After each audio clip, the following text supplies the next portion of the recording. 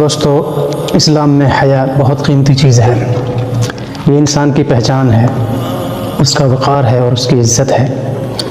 جو جتنا حیادار ہوگا وہ اتنا ہی عزت دار ہوگا۔ لیکن افسوس، آج کے زمانے میں حیا آہستہ آہستہ ختم ہو رہی ہے، خاص طور پر سوشل میڈیا پر، جہاں بے حیائی کو عام کر دیا گیا ہے۔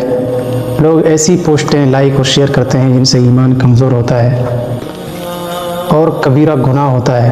سوچو ذرا، جب نبی صلی اللہ علیہ وسلم نے فرمایا اگر تم میں حیا نہ ہو تو جو چاہے کرو، تو اس کا مطلب یہی ہے کہ جس انسان کے اندر سے حیا نکل گئی پھر وہ کسی بھی برائی کو کرنے سے نہیں روک سکتا۔ دوستو، بے حیا بندے کا کوئی اصول نہیں ہوتا، کوئی منزل نہیں ہوتی، لیکن جس کے دل میں حیا ہے وہ اپنی نظریں جھکا کر بھی عزت حاصل کر لیتا ہے اور اپنے رب کے سامنے بھی کامیاب ہو جاتا ہے۔ بات سیدھی سی ہے، یہ وقت ہے خود کو سنبھالنے کا، یہ طے کرنے کا ہے کہ ہم اپنے فون اور سوشل میڈیا کو بھلائی کے کام میں استعمال کریں۔